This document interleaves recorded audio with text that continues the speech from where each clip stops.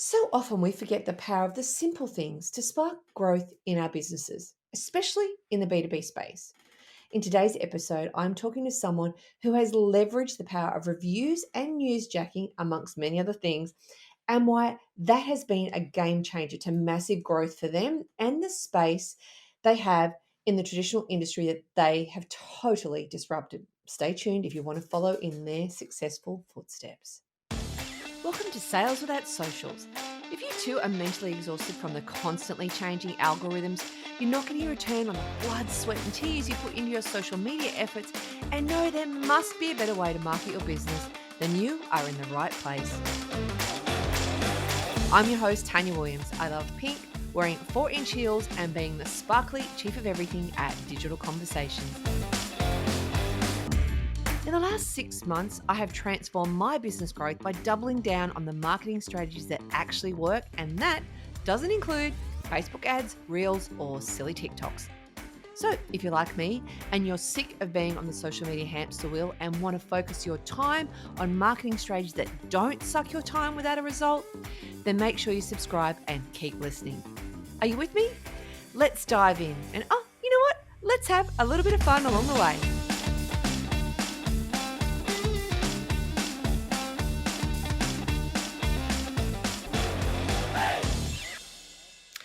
Hello, everybody. It's Tanya Williams here, Chief of Everything at Digital Conversations, back for another episode of the Sales Without Socials podcast. And we have an absolute cracker for you today because we're going to be talking about some stuff that's simple, but really, really powerful and really effective, and probably stuff that really gets forgotten about. Now, I have got with me this morning Tom Willis from LawPath. Now, Tom is going to share some absolute gems of information with us today. I have been in awe of what he has done at LawPath from a marketing perspective.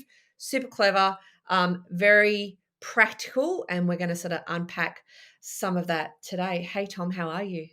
I'm good. Thank you, Tanya. Thank you for having me. Absolute pleasure. Would you like to introduce yourself in a bit more detail than what I have, and just give people a bit about your background for context, and also what you do at LawPath? Yeah, absolutely. So I'll start with a bit on me and tie it into what we do at LawPath. So I've been in the marketing, digital marketing space for about 13 years now, and it's been something that really went through from when I was in university and studying. It was kind of the cool new thing was working in digital marketing, but no one really, particularly in the universities, had much of an idea of what that really entailed. And I was very lucky to get myself into a great company, a startup company called Spreets, which was part of a very quick, less than 12-month acquisition into Yahoo. And Oh, that wow. really kicked me off for this incredible journey of really, understanding how this new way of reaching to consumers was very new and something that a lot of at the time traditional marketers didn't quite understand, and it's really gone from a incredible progression since then. But from there, I moved into working in a couple of bigger businesses in the world and spaces like online gaming. I worked in a number of business to business companies, and the whole time I was also really trying to scratch my itch and saying, I love all things digital marketing. I want to learn as much about this space as I possibly can. So I was investing all of my free time into starting blogs, starting businesses, starting apps, and really looking to find opportunities where I would say things like, well, I'm working in a big business and they're not giving me the opportunity to go and manage their whole SEO strategy for them. So what if I had a go at doing it myself and actually learning on how that was going to be put together? And it was through that I found myself at different times finding that particularly the legal requirements of the business was something that was quite prohibitive. You would talk to anyone about going through and forming a business, and sometimes I'd be doing it with other people, and it was always, oh, we need to get a lawyer to have a look at this, and then there'd be really big costs that would be involved in there. It would slow things right down, and I hate to say that at different times it would suck the life out of it as well. You'd go from that great zest of being able to, yeah, we've got something going here, let's get it going, to then thinking, okay, who owns what the different responsibilities are, which are all very important things, but then also these burdens and costs that came with it as well. So we started LawPath back in 2014, and this was a business that I'd started with a few people that I'd worked through my early days in the startup worlds, and also combining that with the subject matter expertise of law. And it's been something that really, what we do at LawPath is we aim to really, in a lot of respects, give the power of the law, and in a lot of senses democratize law, so that small businesses owners can have the opportunity to be able to manage their legals at a fraction of the time and the cost and the complexity of what the traditional system would offer. And so the way that we wanted to do this was through software. So we've built a number of different software solutions that help businesses to be able to create legal documents, to be able to access lawyers on demand, and be able to handle all of the different registrations that go into starting a new entity. So it's been a fun journey. We've hit a couple of milestones. Recently, we just actually had 400,000 users actually use the platform. So different businesses that have used LawPath. So Yeah. yeah, it's gone from humble beginnings to really being able to foresee that dream that we saw of, really helping those businesses get that access to the legal justice they deserve. Yeah, and you guys have really been a disruptor in this space too, like especially in the legal industry. Like I'm sure that there was a lot of other law firms going, "What are you doing? You're undercutting us. You're doing this. Like, what are you guys doing?" But like, it's been a great disruptor and really changed the way that people can access, legal advice, which is fantastic. Yeah, absolutely. It's always been for us, as I said, giving people that access to really have the power to do a lot of these things themselves. And I know in any business we don't like it when things are opaque, and it feels like someone's got this real kind of control that we're really powerless against. And we could see this very much in the legal profession. And this was something that we've wanted to change. And it's been interesting. You talked about there with like our relationship with lawyers. It's been something that now more and more so lawyers are very understanding of what we offer, because in a lot of respects we work with a lot of different law firms and offer them a fantastic marketing channel, but in a second sense, the fact that a lot of the tasks that we do are really, we're helping with a lot of the smaller, more automated tasks, very repetitive, that a lot of the time a law firm doesn't want to deal with themselves as well, and a lot of businesses would just, if not for a service like LawPath, go without. So we're really happy to be filling that gap that we see in the market, where there's so many businesses that want to access a bit of legal support but haven't had the means to do so. So that's really where we fit in. So, given that it's a traditional, as I say, a traditional business in that it's law, but obviously not a traditional model that you have. Um, where did you guys start from a marketing perspective? You go, how are we going to market this? Because what you guys have done, I mean, and we're going to sort of talk more about reviews, newsjacking, and leverage in this particular chat. But like, where did you start to go? What do we need to do from a marketing perspective to really stand out and really sort of take this somewhere?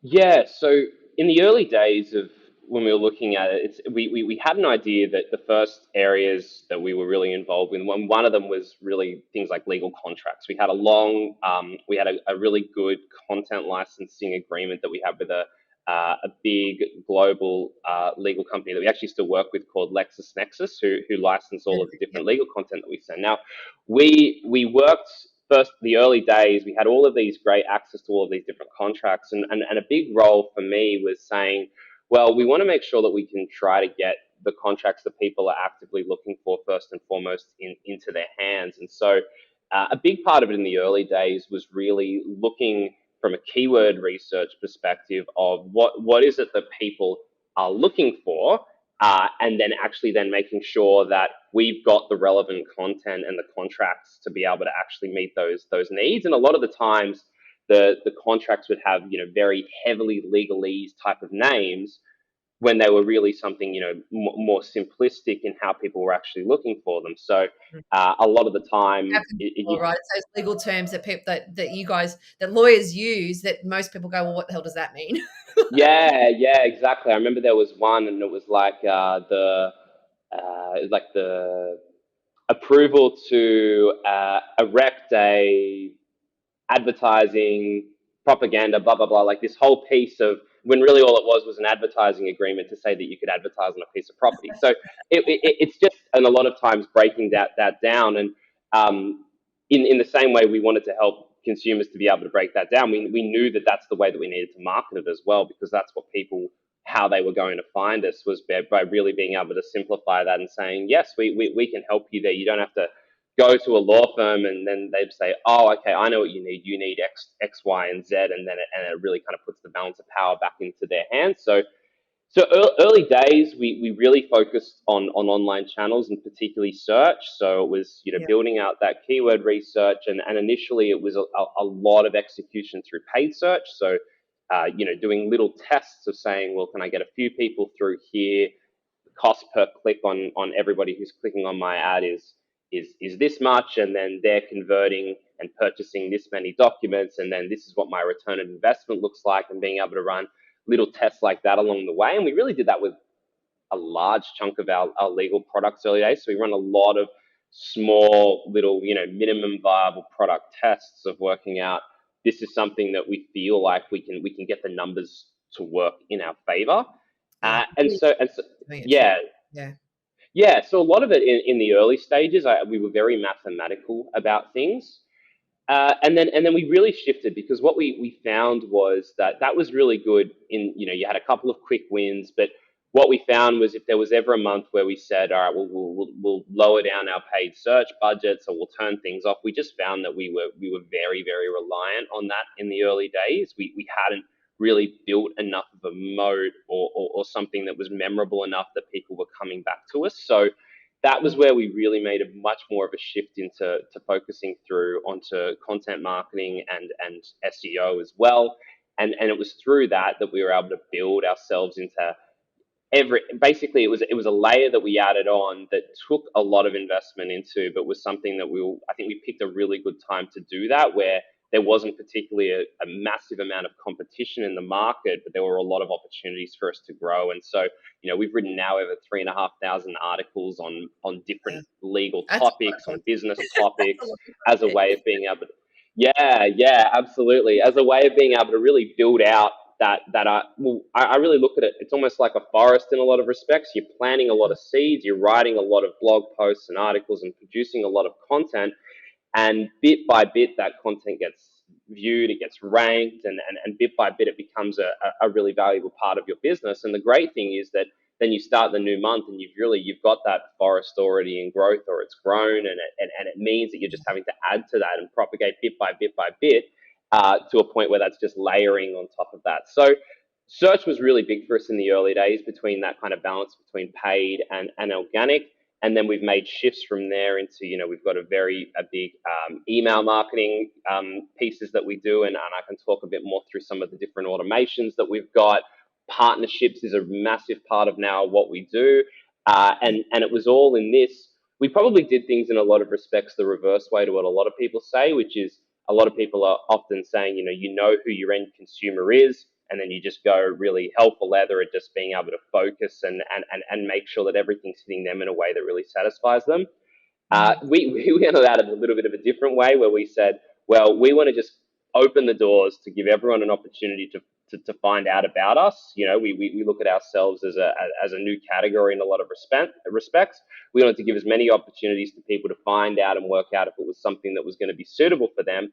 And then through the data that we were collecting on the other side, bit by bits, we would start to specialize things a little bit more, if that made sense. So I guess kind of taking it from a little bit of an inverted approach there, but it's been one that I'm really happy we've done, because we're starting now every month with a really great constitution of people who know about us and are coming back to us. Now, you've talked about how you've moved from SEO into more of a content area and looking at partnerships and other sort of other areas. I want to sort of jump in and chat a little bit about reviews. Because reviews are one thing that's really super powerful that a lot of people aren't utilizing. When and how did you guys figure out, hey, reviews are something we should be looking at, and this is what we're going to do? This is going to be part of our strategy and how we're going to do it. It was probably something that we didn't jump onto as quickly in hindsight as we should have. But in hindsight, it actually makes so much sense of why they've been such a powerful vehicle for us. Because Mm. if you think about it, if, as I mentioned, we were very new, we were a new category in a lot of respects. A lot of businesses hadn't engaged with legal online, so it became a really, really powerful tool for us to be able to use that social proof of showing people in the same industries as potential consumers saying, oh, okay, somebody else has done this and the results look really strong and it looks like something that then I could do as well. So Yeah. it was something that I think if we had our time over again, we would have jumped onto doing a little bit of more of sooner.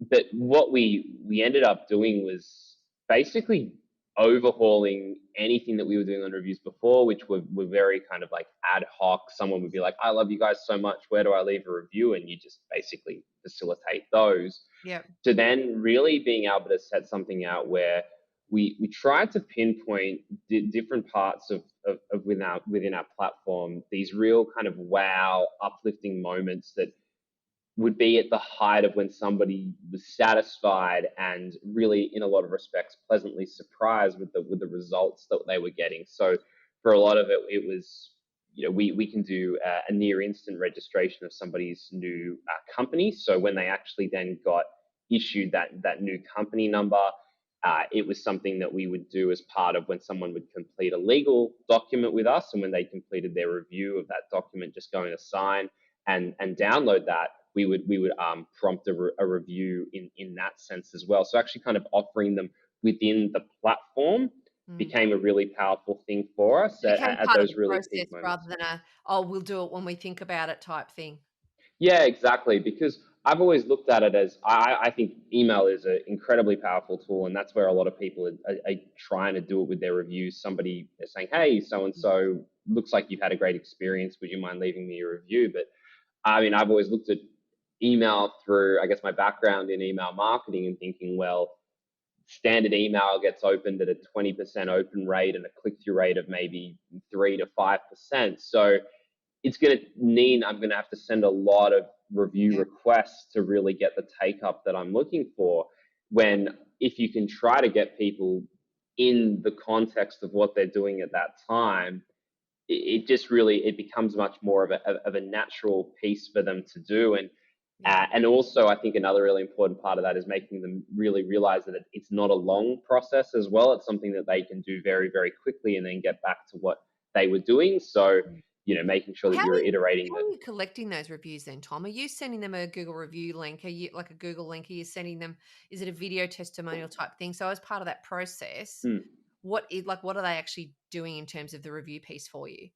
We've got a couple of different ways. So we've got a internal review platform. We use a third party called Bazaar Voice, Mhm. which it basically how that works is that it facilitates the collection of the review and then it goes through its own third party verification process. So it makes sure that the IP address of the person reviewing and whatnot isn't the same as the company. So it actually goes through its own verification to show that it's a genuine review. Yep. And so we have incorporated that into these platform processes, as I mentioned, so that when you're going through, you go to download your document and it says, "Hey, let us know about your experience. If we'd appreciate if you could leave us just a quick review." Yep. And so through that, the ones we've been able to collect there are pretty incredible. We've got over 16,500 of those now. Wow, that's a So lot. Yeah, that's yeah, huge.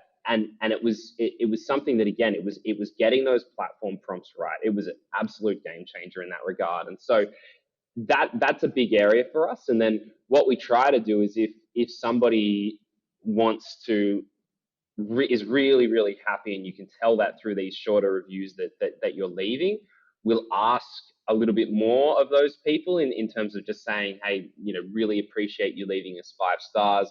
We'd love it if you could help us spread the word through these ways as well. And usually Mhm. that's through things like Google reviews, or if there's like a third party review platform that we're really trying to grow at that present stage. Mhm. Then on the video testimonial side of things, we've done a few of them. I think it's an area, to be honest, we still can do a lot more with, and I think it's the next evolution in where we need to get to.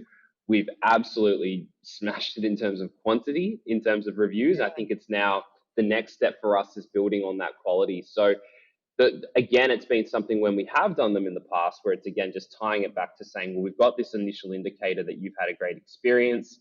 Then let's see if we can look to maximize that. And usually they're the people that are most happy to do it, the same people who will leave a testimonial on your website and really be your champions to be able to tell more people about you and spread the word. Yeah. And it's social proof, right? If they've had that great experience, you want to spread that as much as possible. So once you've got your reviews, what are you guys actually doing with them from a marketing perspective? You know, they're probably going on your website and those sorts of places, but do you actively use those as part of a marketing campaign or any of those types of things?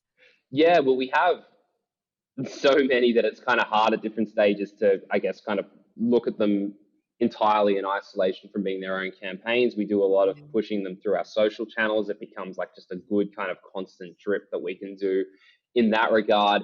One of the areas that I think is very underrated with using the reviews, and I think especially when you're building quite a corpus of them, is to do it in connecting it up with your website in the means of actually having it as structured data that shows through your search results. So basically, if you're looking for a legal document that's tied to LawPath, you can actually see in the search results on Google how many stars that's rated out of 5 and also how many people have reviewed that. Yeah. And that's played a really, really significant part in being able to really amplify that real estate for us as well. So Yeah. that's where I think having that quantity has been a really strong thing that we've been able to push.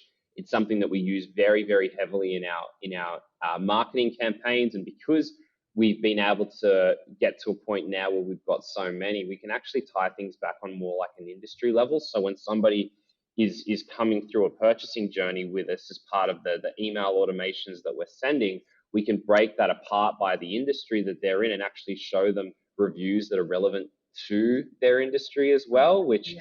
is a really powerful piece. And, I know through my own buying experiences, I'm trying to find how it's helped people who are in similar shoes to what I am. And Yeah. so, we've been able to use that depth of reviews to be able to really personalize things along the way. Fantastic. Now, I want to talk about something that not a lot of people know about, or they may have heard the term and they aren't really sure of it, and that's newsjacking. Now, I heard you talking about this, I think it was on another podcast. Um, do you want to, and you guys have used this successfully, a lot of people don't know what newsjacking is, but for those of you who aren't familiar with it, do you want to sort of share what that is and then talk about how you guys have actually used that from a marketing perspective? Yeah, absolutely. Newsjacking is essentially it's hijacking the news, and what the aim of newsjacking is to find in the world of media, there's often something will break. There'll be something that comes out, and it's really hot at that very moment, and everyone is trying to talk about it. Don't know exactly what that would be in present day. Maybe it's Barbie and Oppenheimer, which seems to be the thing that's on That's probably everybody's a good lips right example, now. actually. Is which of these two movies you're watching? And the way that the media cycles work these days is that journalists are looking at how many clicks and how many views their articles are getting, and using that as a basically a signal of what people are interested in learning more about. But Yeah. unfortunately, what happens in news is that there's only so much that can be written on a certain topic, especially if something breaks and there's really no more objective evidence and facts that are kind of attached to Yes. something. So what newsjacking involves is really being able to come in at that point with a real topic or a point of difference as a way of being able to extend out that news cycle, which is of great benefit to the journalists and the writers who are looking to publish this. And it's also a great benefit for you because it gives you the opportunity to sit your business out as a subject matter in an area and actually, get some additional publicity that's come on from there. So Yeah.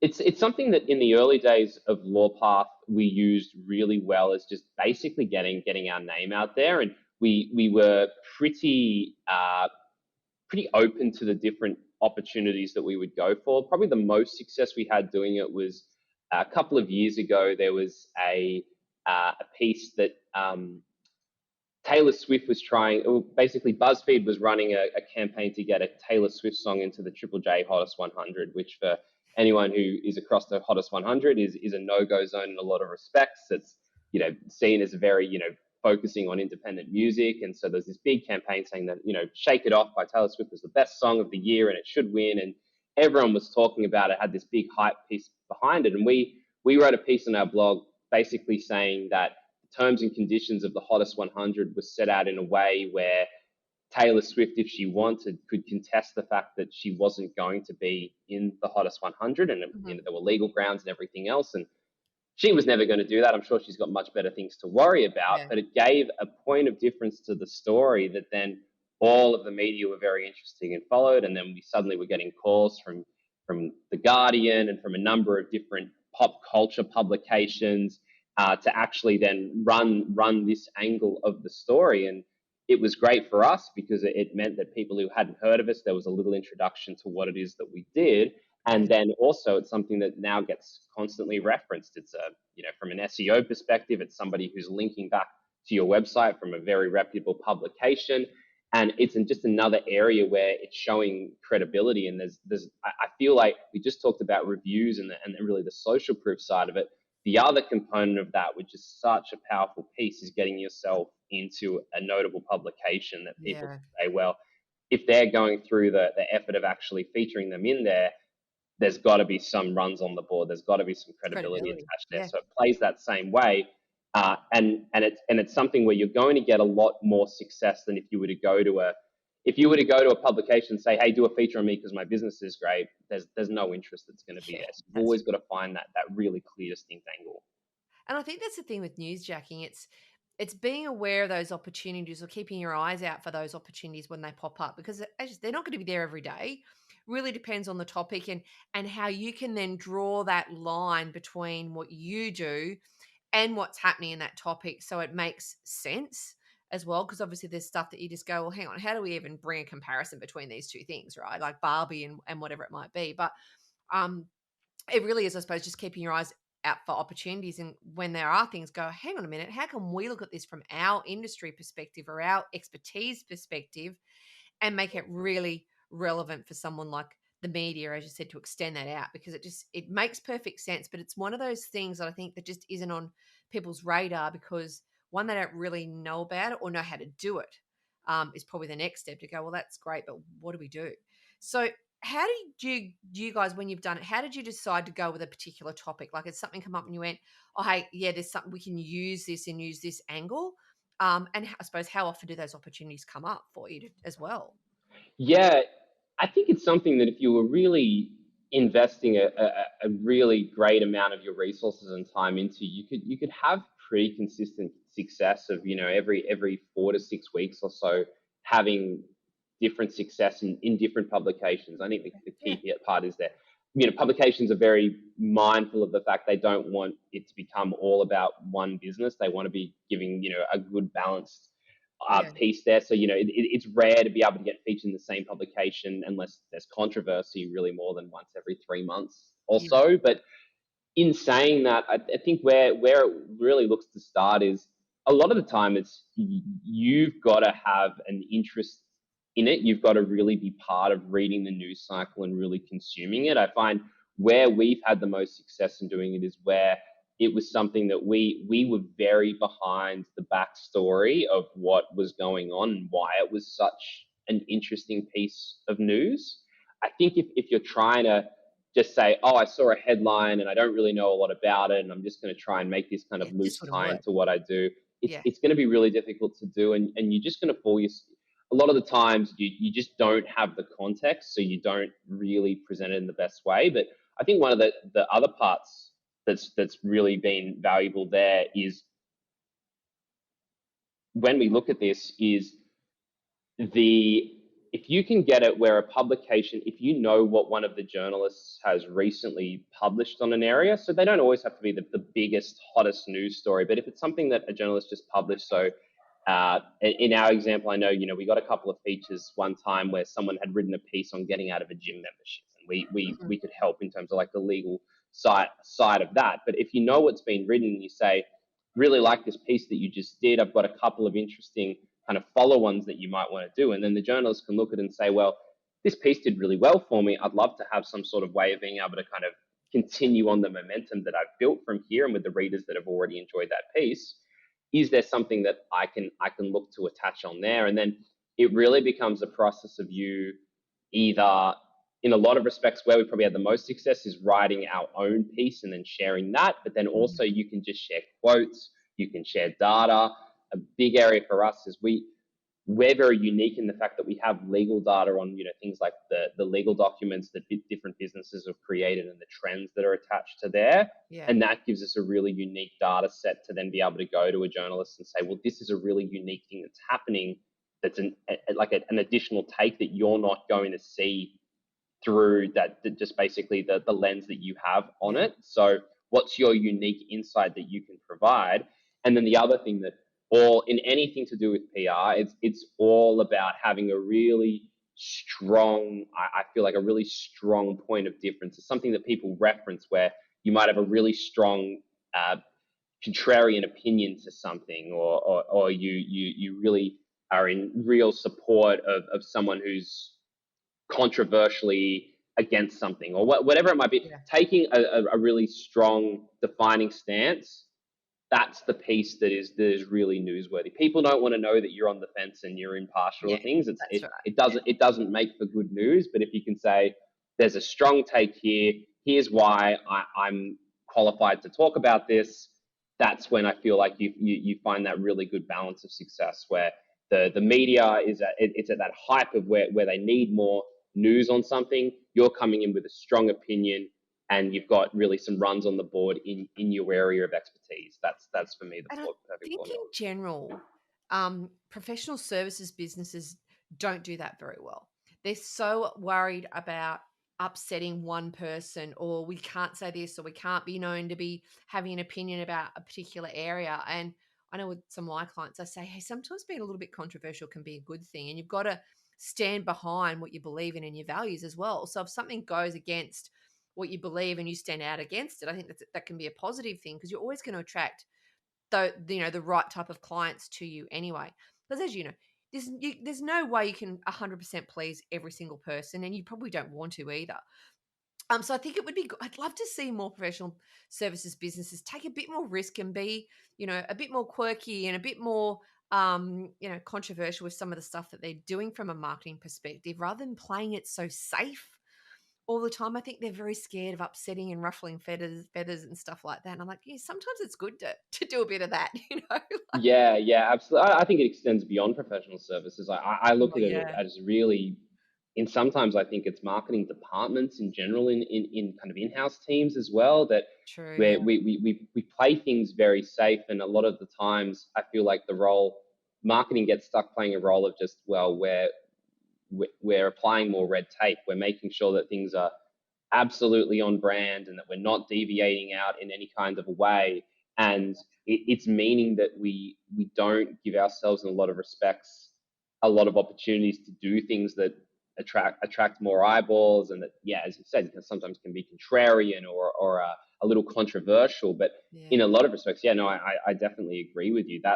These are the things that people want to see. And if you put yourself out there, and if you try something in that space and you get it wrong, like you think you're funny and you're not funny, I mean, at the end of the day, you're probably going to be in the same position as the people who try to do it very, very boring. The only, that's you right, might have a bit more in terms of, like, it might be a bit more of an up and down in where you end up, but you're going to end up in the same spot. And if it takes off, then yeah. your trajectory is enormous. So And I think you've got to be trying things. yeah, and I think it's important for brand as well to have that really strong brand personality. And I think that's something that a lot of businesses get wrong as well. They're so busy blending in with everybody and trying to Yes. play it safe that you go, where's the brand personality? Like, where's your Yeah. voice? Like where how are you different? And it'd be Yes. great to see more of that. So you guys are obviously doing a lot of these things really well. So, like things like reviews, which a lot of companies aren't doing, which you've taken and you've run with like 16,500. That's like massive. Things like newsjacking, which a lot, I guarantee there's probably, I'd be interested to see if any other law firm has ever done anything with newsjacking. um, so the next thing I want to, I suppose, go from that take from that conversation is how you've leveraged all this, right? So leverage is a word I love, because I think that's one thing that we don't do well typically from a marketing perspective, is leverage all the great stuff that we already have, and take that and use that. So you know, you guys have, you've done all sorts of stuff. You mentioned partnerships and stuff before. How do you leverage what you're doing from a marketing perspective? So whether that's just from your own content point of view, or whether it's through collaborations and partnerships, like What do you decide to leverage, and then how do you go about doing that? It's a great question. It's something that we think a lot about in all respects, and I think a lot of times the first part is you're establishing those different building blocks. I talked about it Yep. from like in a content perspective. It can be a little bit like kind of building a forest and planting your seeds and whatnot. But over time, you get an idea of what's performing well there and what is basically an area that's showing a lot of promise. And what you can do then is if you've written a series of blog posts on a certain topic, it's becomes a really easy thing to say, well, let's create a downloadable ebook or piece of content on this, or Mm. a massive master guide on something, where essentially all we're doing is we're combining resources of different things that we've written over a period of time in together, and creating something new from that. And I find a lot of the time, because we've really been able to create so much of that new content, we're not always just creating brand new things. There's always new things that are coming out, but a lot of it is just leveraging the existing content that we've done and presenting it into a way that's going to attract a new set of eyeballs. And it's a way that Yeah. potentially somebody who likes to watch videos or listen to audio can consume that content in that same kind of way. So I really think that it's something that becomes increasingly. When you look at your overall marketing strategy, you've got to be creating new things, but there also is a sense.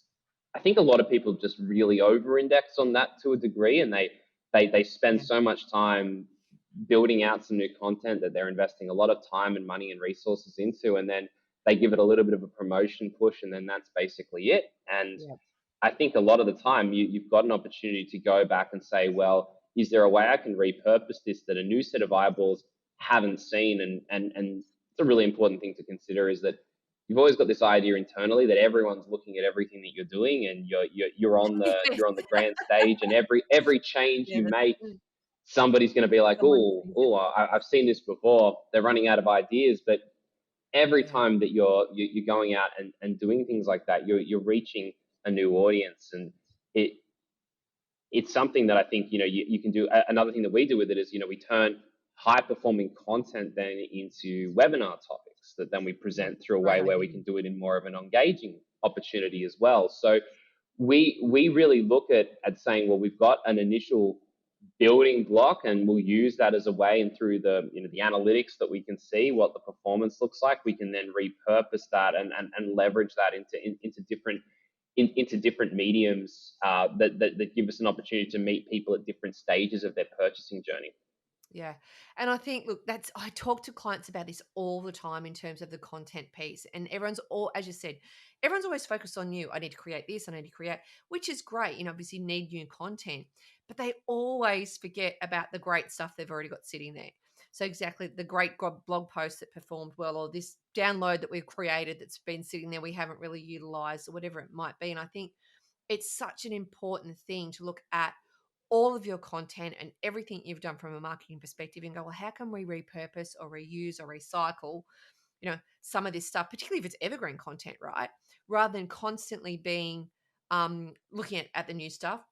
And the other important point that you made there, which I love, is the fact that we think that everyone sees everything that we do. It's like, oh, but I did a blog post, I did a LinkedIn post on that a week ago. I Yeah, can't do that again. It's like, yeah, but the chances of someone seeing it twice are pretty low. So, like, it makes perfect sense to leverage your content more. And I think it's something that a lot of businesses just don't think about or do very well.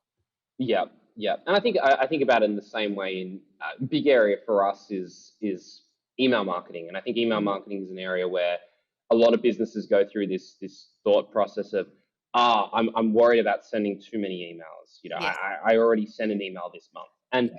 again, as I mentioned before, if really only 1 in 5 people on average are reading an email that you're sending, if you're doing like a bigger kind of ad hoc blast send, that gives you then, in a lot of respects, you could send 5 in a month and everyone would only read one. You know what I mean? So there is the opportunity in a lot of respects to have another go at this. And one of the, in that space, a thing that is such a simple thing that is a very effective piece is sending. If you send an email out and you've got a little bit of engagement on, you want to have another go, and you're thinking, well, it's a really good piece, I want to get in front of more people. You can change the subject line and send it to the people who didn't open it. There's like Absolutely. these Yeah. simple ways of you being able to say, well, I want to make sure that I'm squeezing as much juice out of this as possible, and you should be unapologetic about that, right? Like Yeah. it's something you've put so much time into investing into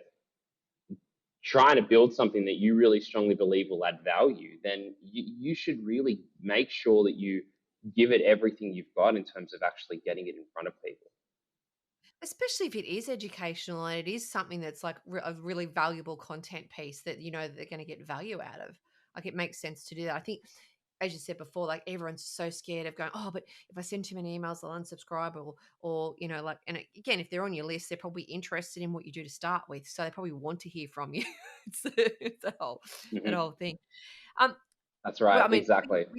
yeah, and we could talk about leverage and all those things for forever, I'm sure, and talk about experiences. But I just want to, I suppose, start to sort of wrap up a little bit as well. Is there one marketing tactic that you guys have done that really stands out for you about being the one thing that you went, yeah, look, we would never stop this because this is just it always guaranteed to work its butt off for us. Well, we just talked a little bit about it, but email marketing for me is an Yep, area that I just think is just the standout. crazily underused. Well, I guess direct marketing in general, but email marketing in particular, where yeah, the way just you've got to step back and have a thought about how email marketing comes together, and you've got people who are either signing up and providing your contact details where they're showing I am interested in some way in learning more about your product or service. Yeah, They're very clearly showing you that, and you have then the opportunity to directly mail and get in front of them. Then on top of that, when you have people who purchase, you've got already an idea of saying, well, I know that you're interested in what I provide, and it's giving you some sort of value because you've already made that purchase. Yet yeah, I think there's really an obsession in marketing in this space of being able to try and find new people all the time and constantly be looking to grow in that way when you've got, in a lot of respects, the people that have purchased with you before, and it doesn't matter if you're you work with a very small client base or you've got a massive client base. These are people who have already said, I am your market. I am the people for you to go after.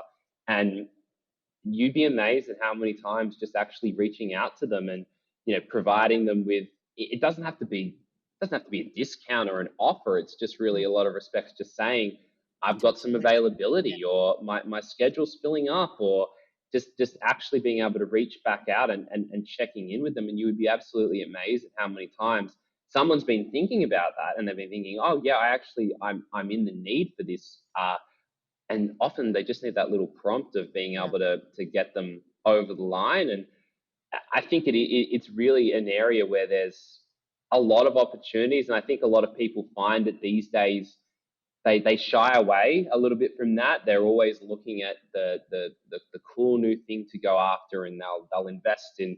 I can put out a Bright and ton of shiny. yeah, exactly. Yeah, Threads has come out, and I reckon I'm going to be able to hit a new market by yeah, going on Threads, and we need to get into TikTok and doing videos and everything else. And yeah, there's some success that you can have if you know those mediums well. But I just feel that a lot of the time, they've got this big list of people saying, "Hey, I'm ready for you to talk to me and yeah. actually market to them," and we're leaving them just sitting there waiting for that. So for me, that is the area that you can, as a business, you've got to make sure that you're trying a few things and dividing that out and really just through some simple behavioral segmentation. So really knowing these are my people who are recent purchasers, these are my people who haven't purchased in a while, these are people who have never purchased, being able to treat them then with actually how you promote to them in different ways, you'd be amazed at the kind of results that you get. Mm. And I think again the other thing, as we mentioned before, it's saying, well, what's the alternative? The alternative is that they unsubscribe, but you weren't really getting anything from them anyway if you're not That's marketing to right. them. So Yeah. it's just for me, often when I see these businesses, it's something that I look at and I think, well, there is more for you to do here. I'm not saying spam everyone every day. I'm just saying build it in as something that's more sophisticated and consistency, and it's at that frequency cadence where people who want to hear from you get to hear from you enough. Yeah, absolutely. And I think, look, some of these things are really simple, right? But I think because they're not sexy and they're not bright and shiny and they're not like, people just think, oh, that's looking at data and that's setting up there. And it's just like, yeah, but it's important stuff. Like it might not be, you know, fancy or whatever, but it's practical and it's where you need to be looking at, as you said, just even segmenting out in different ways and going, well, let's have different conversations in different ways with different people is so simple. But people often don't want to put the work in to do it. And that's part of the problem. They just want a quick fix a lot of the time of going, oh, we're just going to throw something at that. And then hopefully that's going to be quick and easy and that's going to give us a result. And we know that the reality of that is very, very different. Yeah, very much so, very much so. And look, these days with AI coming to the party as well, Yeah. getting started with a lot of these things, it's a lot quicker than what it Yeah, once was. absolutely. So It's a tool you've to got, help. if you can, Yeah. exactly, if you can leverage these tools to your advantage, you can do a lot more and really be able to reach those people that, yeah, otherwise, you might not have been able to put the effort into. And um, it's a really good opportunity, I feel, for small business owners to take advantage of what's available. Yeah, and I think focusing on the clients that you have, which is what you mentioned, rather than always chasing new all the time, is a really great place to start to leverage, but find opportunities because most people just don't tap into that database, and it's sitting there. It's like hidden treasure a lot of the time. Yeah, yeah, absolutely. No, it's Yeah, a profound thing that somebody told me recently was, imagine if you had never ever lost a client. Just thinking about the fact that if mm, you just always had the clients that that you've had through all of your time, there wouldn't need to be as much of that obsession of always trying to bring in news. So again, if you can build that up so that your clients know exactly what you offer and that they're working yeah, with you on a good frequency, then there's just a massive opportunity there that I don't think people tap into enough. yeah. Absolutely, totally agree. Thank you, Tom. There's been we've uncovered a lot of different stuff there. Um, I will put all your details in the show notes. So if anyone wants to reach out or certainly use LawPath services, then they know where to find you. But I think what you guys have been doing from a marketing perspective is certainly inspirational. It's great for other marketers like me to look at it and go, "Wow, how have they done that?" And that looks really, looks really effective and draw on those experiences as well because as we know sometimes there's a bit of trial and error and in what we do and yeah, I think it's really fascinating when B2B service based businesses and professional services businesses, you know, do more with this really sort of basic practical stuff without sort of always focus on the bright, shiny, fancy, glamorous stuff that they think that they need, but they don't actually need. So, thank you very much for your time. Super appreciate it. And yeah, hopefully we can check in again soon. Yeah, it's been fun. Thanks so much for having me, Tanya. Thanks, Tom.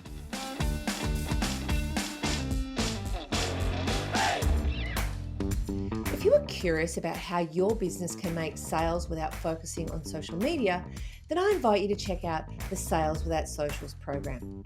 The Sales Without Socials program helps B2B service-based business owners master a reliable, consistent, and repeatable way to generate leads and sales in 15 minutes a day without posting on socials 5 days a week, so you can stop chasing algorithms and start effortlessly landing dream clients on repeat. If you are mentally exhausted by the constant changes, sick of trying to beat the unbeatable algorithms, and know there must be a better way to market your business that takes much less time but gets you better results, then I promise you'll love this program. You'll find it at saleswithoutsocials.com.au. And if you enjoyed this episode, I'd really love it if you can subscribe and leave a review, because more subscribers and reviews help the podcast reach more people, and I would be truly grateful. Thank you for being awesome. And until next time, you tune in. Never let anyone dull your marketing sparkle.